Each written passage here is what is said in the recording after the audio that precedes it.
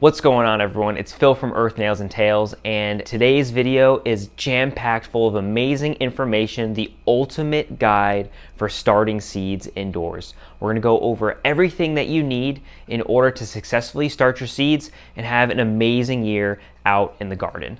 Right about now, all of us in the Northern Hemisphere are right in the middle of winter, but we're also thinking ahead and getting ready for the season to come. And one of the best ways we can get ready for this upcoming year is to start our seeds indoors. And there are lots of great advantages to starting your seeds inside well ahead of the season. You're gonna get a huge jump start on the year. You're gonna be able to grow a bunch of different varieties that you won't be able to find in the grocery stores or the markets. You're not going to have to spend all that additional money purchasing all of those plants that have been pre-grown, and you're probably going to grow plants that are healthier than the ones that you could find at the big box stores or even the nurseries. So there are tons of great reasons why you should be starting your seedlings indoors for your garden this year. Before we dive into those deep details on all the things that we need that are required to start your seeds, I just want to talk about seeds in general. Not every single seed will be suitable to grow indoors. Yes, not every single seed will be suitable to grow indoors.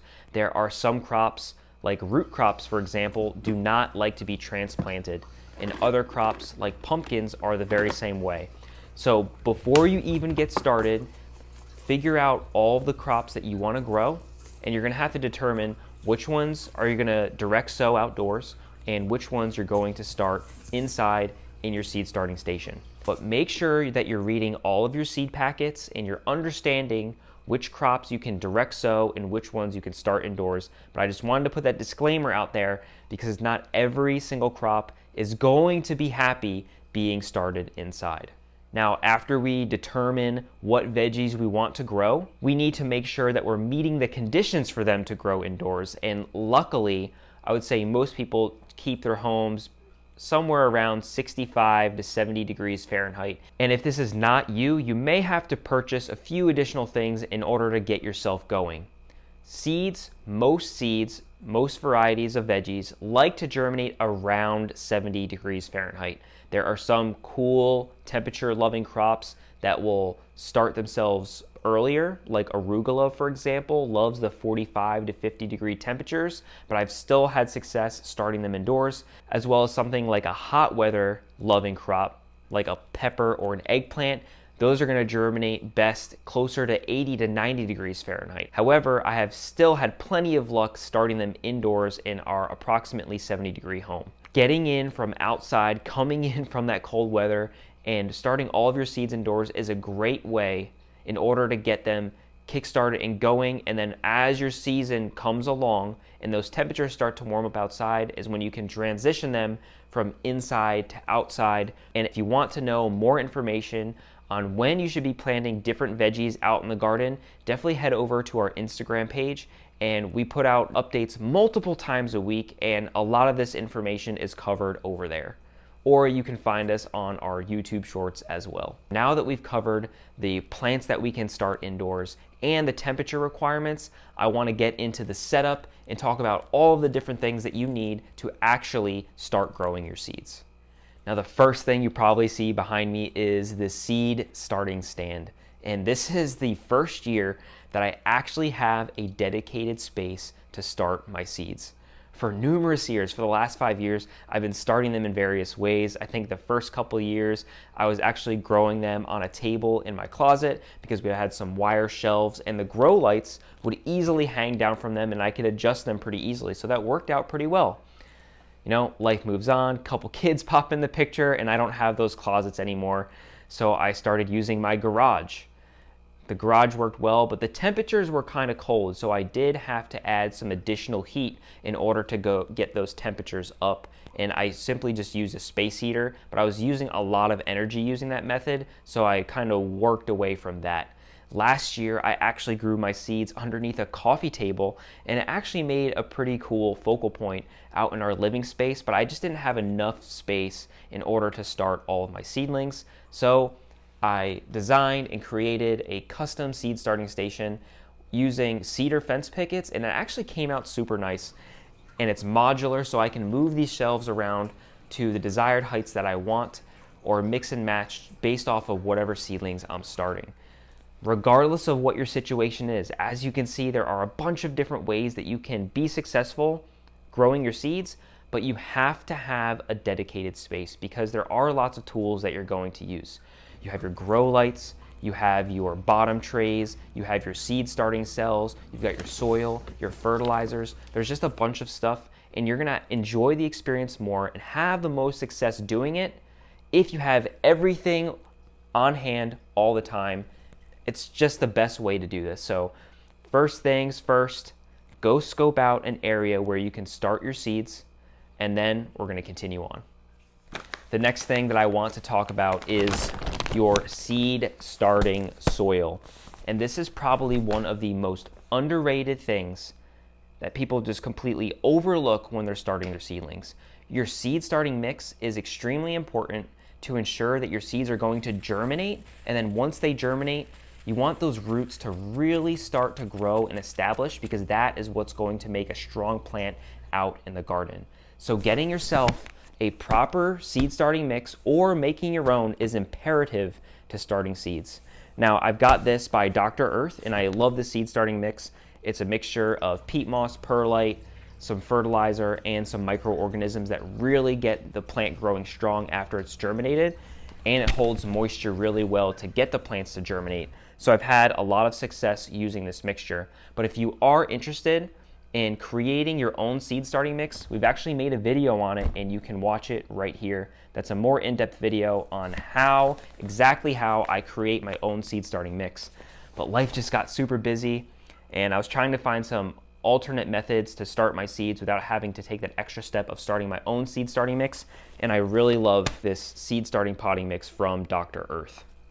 And just diving into it here, you can see that it has an amazing structure, nice, light, fluffy, airy, holds moisture. That's exactly what your seedlings want in order to start germinating and keep on growing. The next thing I want to talk about are seed starting trays and bottom trays. There are so many different options of methods that you can use in order to put your seed starting mix in and start your seeds, and I've tried various things over the years. The plastic seed cell trays that you can buy from the big box stores. I've used reused planting cups that you can get from purchasing another plant at a nursery. I've used solo cups, and very recently I have found a relatively new invention that was created by Epic Gardening, and I absolutely love the products that they created. We have some bottom cell trays here, as well as some 6-cell trays and some 4-cell trays. Now, the big difference between these is you're gonna be able to use these for years and years to come. These are going to be an investment. So yes, it is going to cost you a little bit more money up front, but if you're planning on seed starting year after year after year, it honestly makes no sense to buy those flimsy plastic seed starting trays that are gonna last you a season, and you're just gonna have to buy more. And you're just gonna wind up throwing them out as well. These you're probably gonna use for the rest of your life. So if you're really interested in making an investment and getting the seed starting supplies that you need, I would highly recommend looking into these Epic 4-cell and 6-cell starting trays. And all of the information, all of the things that I referenced in this video, you'll be able to find in the video's description below. But I want to get into a little bit more on why these seed trays are so special, because they really are amazing, amazing tools. So these 6-cell trays right here, as you can see right through them. There is lots of holes for air in order to penetrate this seed starting tray, which is what makes it so amazing. When they designed this tray, they took the attributes of air pruning, and if you've never heard of air pruning or soil blocking before, essentially you make a block of soil that you plant your seedling in, and this block of soil is just free floating. There's nothing holding it together besides the soil itself.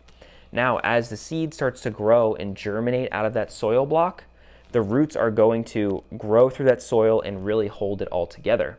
And at the same time, as the roots begin to grow and they touch the outside of that soil block, they will die off and where they touch the air. And you're like, oh, that's not a good thing, but it's a great thing, because instead of the roots growing in this cell tray or in a cell tray and spiraling around and getting wrapped up and having a very weak root structure, those roots touch the air, they die off, and they cause new roots to grow, so you have an extremely strong root system. Now, these 6-cell trays are not soil blocks, but as you can see, they have these strips along the edges of every single cell and large holes at the bottom.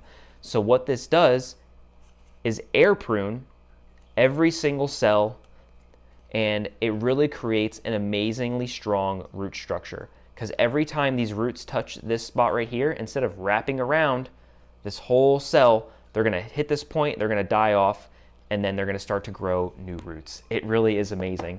And I'm gonna grab one of these lettuces right here just to show you. So these are the lettuces that I've been growing in the 6-cell trays, and I've been using these cell trays for a couple years now. And let's just show you how strong these roots are. Look at that. There's no spiraling at all. They're growing right to the edge of the tray and even out the bottom. This is amazing root structure right here. And when you transplant this out into the garden, there's going to be very, very little transplant shock. They're going to just keep diving out into their new soil, and you're going to see them transplant themselves super easy and start to take off because they have access to all that new soil, nutrition, water. It's amazing to watch, it really is. I have never grown better starts than I have using the Epic 6-cell trays. I'll die on that ledge. Now, a new thing that I've gotten for this year are the 4-cell trays, and I will admit I have not used the 4-cell trays yet, but exact same technology, exact same creators. You got the large holes in the bottom, you've got the pruning strips here, and I'm gonna be using these to grow my larger crops. Like my peppers, tomatoes, eggplants, etc. The ones that need a lot of space to grow, really because I'm going to be starting them for a long period of time. They're going to be inside for about 8 weeks before I transplant them out in the garden. So I want to provide them a nice large area to grow in, and I may even pot them up after I get them growing in here. The very last thing that you need is some sort of bottom tray, and Epic Gardening sells these as well. So I've got the trifecta of seed starting options from Epic Gardening. I love every single one of them. But the reason why you need a bottom tray is because you need to be able to water your seedlings, and the best way to water them is from the bottom. One, you want to be able to hold all of your trays that you're going to be having in here, like you see behind me, but you need to be able to bottom water your seedlings. And the reason for that is if you water them from the top down, your seedlings are still very weak. The water, depending on how you water them, can easily bend those seedlings over and make it really hard for them to stand back up and grow. You want to minimize the amount of stress that you're putting your seedlings under while they're getting established. Additionally, if you pour the water on the seedlings and those seedlings bend over and touch the soil, they could potentially get diseases from the soil onto their plants, and then you have dead seedlings, which could happen literally in the matter of a day. Where do plants, or how do plants get water in nature? The roots dive into the soil and they uptake water and nutrients from the soil and they provide it to the plant. So bottom watering, having these bottom cell trays, is the best and preferred way to water your seedlings, and that's why you need them for your seed starting setup. I have seen people use the bottom trays that have the holes in the bottom, but for me that just doesn't make any sense, because then you water your seedlings, you've got water dripping out the bottom, unless you're bottom watering them somewhere else and then putting them on those hard trays, but you're still going to have water dripping down. Spend a little bit extra money and get those solid bottom trays, and you're going to be in a much better situation. The very last thing, but certainly not least, are the grow lights. And there is a lot of misinformation out there in regards to what is actually required for you to start your seedlings. If you are starting your seedlings indoors, you need artificial light. Unless you have the brightest window that gets full exposure of sunlight all day long, you need some sort of artificial light. When you start your seedlings, and let's say you want to try to start them, put them in a windowsill, they'll start to grow, but you'll notice they'll start to get really long, and those leaves at the top are super tiny, trying to grow and reach for that light as best they can, and that's what we call a leggy seedling. That stem is never going to be able to recover, even if you provide it supplemental light later on in its life. And I've got a great example. I actually lost light to my seed starting trays while I was on vacation for a little while. And my spinach here, as you can see, look at this, it really started to reach. So the leaves did develop, but look at the stem on that thing. This stem is never going to be able to recover, and now my plant looks like this. Instead, if you're continuously providing the light that your plants need, you have nice, broad plants like this that are nice and low to the ground, have nice thick stems. Yeah, we've got a little bit of yellowing on here, but these leaves are just dying off and growing new leaves at the top. But overall, these seedlings look really, really good. Low to the ground, thick stems, nice broad leaves. That's what you want from your seedlings. And I'm telling you, unless you have direct sunlight exposure all day long, you're not going to be able to grow seedlings like that without having some sort of artificial light. And now, this is where I want to say the term grow light in and of itself is a complete marketing tool. There is absolutely no such thing as a specific grow light. So if you're searching online or you're looking at the big box stores and you see, oh, grow light, I'm telling you, it's a marketing scam. You have to understand what type of lights you need in order to grow your seedlings well. And if you have a basic understanding of how light works, it is on a spectrum. We could see color across that spectrum ranging from red to blue. Red is on the lower end of the spectrum and blue is on that upper end of the spectrum. So it's gonna just different energies of light. Your red light is really needed for the growth of your flowers and your fruit, while that blue spectrum of light is really required for growing those leafy greens. So that's what we want when we're starting our seedlings, right? We're not focusing on growing fruit or flowers. We want to get the plants established, growing strong roots, and growing nice big leaves so that way when we transplant them out, they're going to be able to absorb as much sunlight as they possibly can, start growing, establish themselves further, and then later on in the season, they'll start producing the fruit. And by that time, they'll be in the sunlight, so they'll have everything that they need, the full spectrum of light in order to do what they need to do. Now, if you do want to grow plants indoors all year round, you are going to have to do a little bit more research on the perfect light for you, but I'm going to talk about that a little bit more based off of the lights that I currently have. The lights that I have are almost a daylight white. Daylight white, if you're looking at a spectrum scale, it's around 5,000 Kelvin. Now, Kelvin is what manufacturers use in order to express the color of the light. And it means temperature or color. So you could see that commonly online or in the stores. And it does not mean the temperature that those lights operate at. It simply means the color of the lights. So a daylight white is typically 5,000 Kelvin. Now, if you want to go toward more of that upper end of the range or more of that blue side of the range, you're going to get closer to 6,000 Kelvin. That color is what I use for my grow lights, knowing that I'm only growing them for that big green leafy growth that I will eventually plant outside. You're also looking for a light that is really bright. And this is identified by the number of lumens that the light can produce. Now let's do a little bit of a comparison.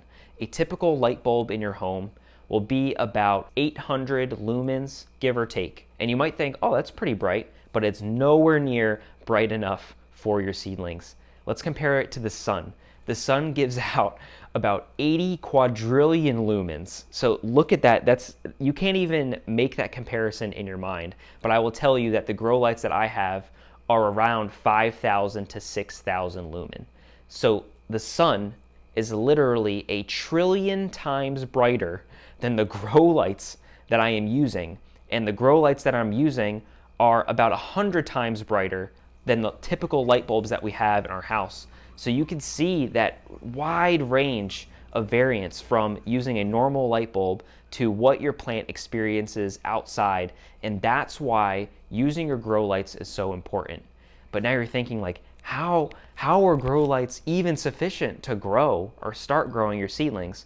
Well, this is where using a specific type of light really matters. And what I mean by that is I would highly recommend using LEDs. You can get fluorescent or incandescent lights. People have been using them for decades in order to start their seedlings, but with the new technology coming out in regards to LEDs, they are absolutely fantastic for this purpose. We've talked about intensity, we've talked about light, and the amazing thing about LEDs is that you can pretty much find some sort of LED fixture or even make your own LED lights that can provide exactly what you need. Now, I was able to find these shop ballast lights.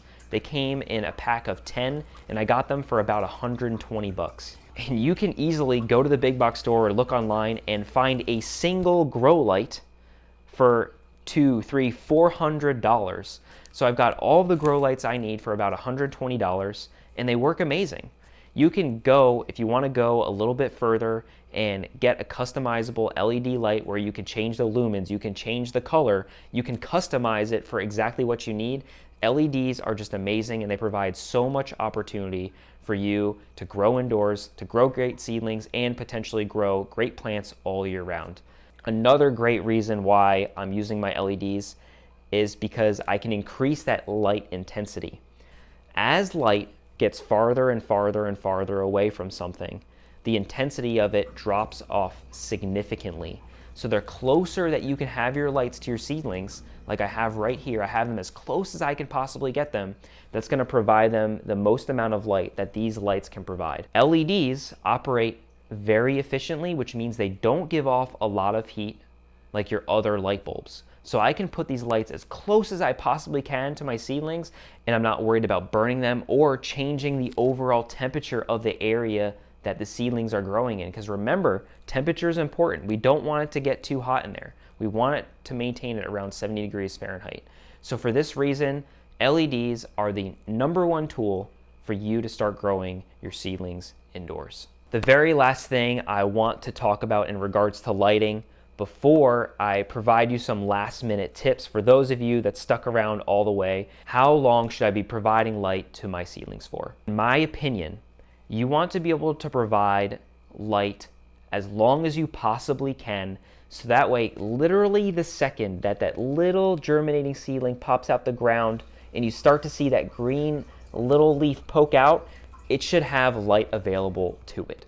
So if you can, and I'm not saying have your lights on for 24 hours, I would recommend keeping your lights on anywhere from 14 to 16 hours a day, because this is really going to help provide that light as much as you possibly can.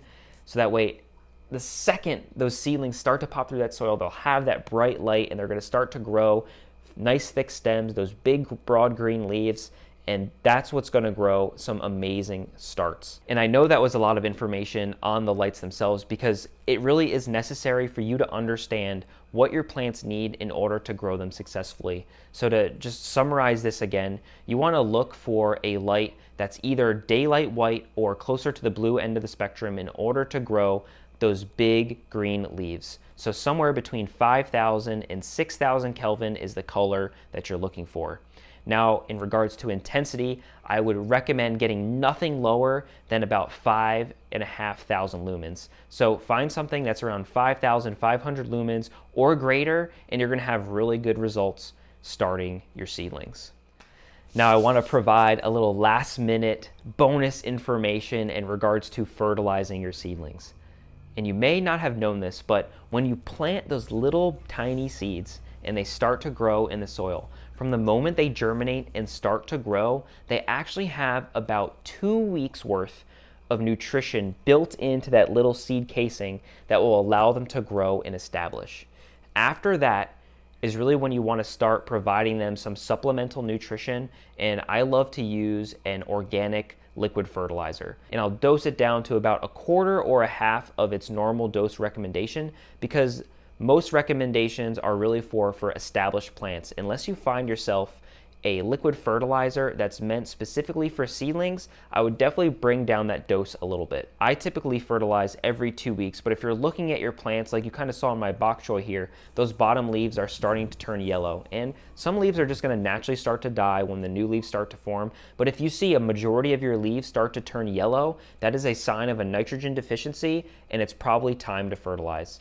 So if you see that, give them a little dose of your liquid fertilizer, and that'll get them growing right back on their way. Fertilizing your veggies throughout this initial process is going to be really important because they're not in soil, they're not in a large growing area, they don't have access to nutrition like your plants are going to have when they're planted out either straight in the soil or in a raised bed or a grow bag. There's just not a lot of medium there for them, and typically seed starting mixes are sterile, which means they don't have a lot of nutrition or microbial life in them that's going to help them grow. So after they're established and they've been growing for about 2 weeks, that's when I will start providing them supplemental fertilizer to keep them growing while I have them indoors until I transplant them outside. All right, everyone, well, that's going to sum things up for today's video, and I know that there's a lot of great information jam-packed into a relatively short period of time. So if you have any questions at all, feel free to drop them down in the comments below, because if you have a question, someone else out there will probably have a very similar question, if not the exact same question, and I'd be more than happy to help you out. I've been starting my seeds indoors for over 4 years, and I've really started to fine-tune what it takes in order to successfully grow my seedlings. And you can even hop onto our other forms of social media and see just how successful we have been over the last few years in regards to this process. I'm telling you, starting your seeds indoors and understanding the parameters that they need is going to make you so much more successful out in the garden. And when you're more successful, you're going to have a more enjoyable experience. You're more likely to keep gardening in the future. And right now is just such a critical time in our lives all across the world. I think it's becoming even more important than ever for you to understand what it takes for you to grow your own food and be able to have access to that amazing amount of nutrition and just substance in general. And I want to be able to provide this information to you so that way you can do it all as well. Again, my name is Phil from Earth, Nails, and Tails, and if you love this video or you got something out of it, make sure you like this video and be sure to subscribe to our channel and hit the notification button so that way every time we come out with a new video, you'll be notified and you can get right on to watching. Thanks so much. Again, I hope you enjoyed, and we'll see you in the next video.